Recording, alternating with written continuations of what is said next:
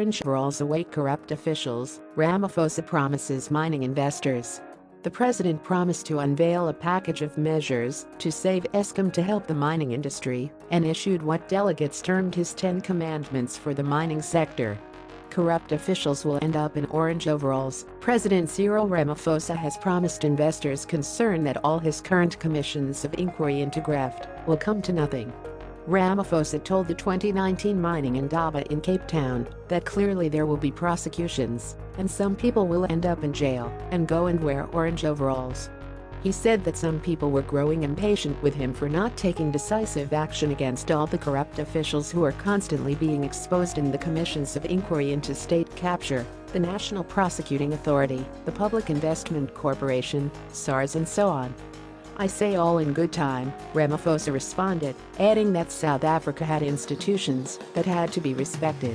Some had been weakened over the last few years and so had to be strengthened. "We want our institutions to operate without fear or favor, or they will not work." 11. But Ramaphosa insisted that there would be a time when the commissions of inquiry would finish their work and come up with findings and make recommendations. People might feel uncomfortable about these, but they would be acted upon. He recalled how the Nugent Commission had recommended that the employment of Tax Commissioner Tom Moyane should be terminated, and this had been done. "This is quite a cathartic moment for the nation. It's like looking into a mirror and saying, I thought I was quite handsome, but I ain't handsome. What do I need, plastic surgery? I can give you the clear assurance we will act on their recommendations. The criminal justice system will go into action." Ramaphosa received loud applause when he promised that some people would end up in jail wearing orange overalls. The president told the many mining companies, investors and representatives of related businesses at the Mining Indaba that mining was often referred to as a sunset industry in South Africa. But the fact that 3 of the US $20 billion worth of investment projects announced at his major investment conference in October 2018 were in mining gave credence to his view that mining in South Africa is a sunrise industry. "We expect that they will make a valuable contribution to accelerated economic growth and greater job creation," he said. "We will not be able to meaningfully reduce unemployment and poverty without increased investment in critical areas of our economy, especially the productive sectors, of which mining is a vital part." South Africa hosts the world's largest reserves of platinum group metals and manganese, and some of the largest reserves of gold, diamonds, chromite ore and vanadium. Because the government regarded mining as a key player in the future growth and development of the economy, with huge potential for exploration, production and beneficiation, it had prioritized the restoration of policy and regulatory environment that is stable and predictable. Significant work has been done to remove the uncertainty that held back the development of the industry, Ramaphosa said, adding that mining had emerged from a period of strained relations where the courts became the main platform of engagement between the industry and government.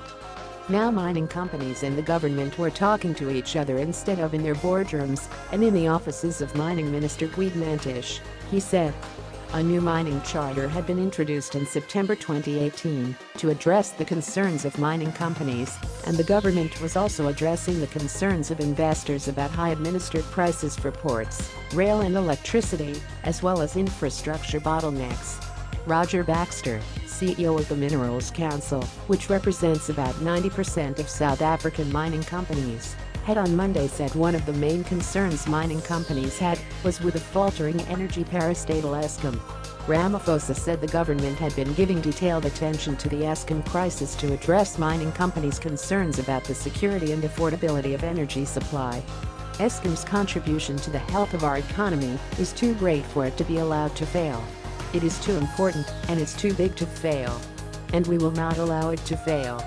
In the coming days, we will be announcing a package of measures to stabilize and improve Eskom's financial, operational and structural position, and to ensure the security of energy supply for the country. Ramaphosa said investors had also understandably raised concerns about the bank's proposal for the expropriation of property without compensation. He assured them that the government's approach would enhance, rather than undermine, property rights. Investors need not fear that their investments and assets will be taken away from them. He praised mining companies with surplus land who had told the government they were willing to give away their land for housing to local government or for farming to various communities. He challenged mining companies more generally to contribute more to the development of the places where they mine and across society to create greater social value. Ramaphosa spelt out 10 value-creating principles for a more modern, successful and productive mining industry, which were quickly dubbed by some Indaba delegates as the 10 Commandments.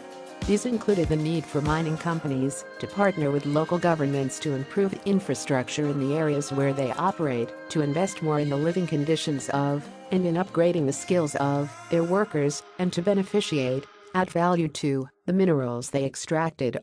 Ghanaian President Nana Akufo-Addo, the other African leader attending the Mining Indaba, agreed with Ramaphosa that mining companies should add value to the minerals they extracted to help grow African economies. That will not happen if Africa continues to be the place where people come and dig for minerals which are exported in their raw condition to be processed outside. We cannot and should not continue to be merely exporters of raw materials to other countries. The value chain of mineral extraction has great potential for job creation and can form an essential basis for the transformation of economies around the continent.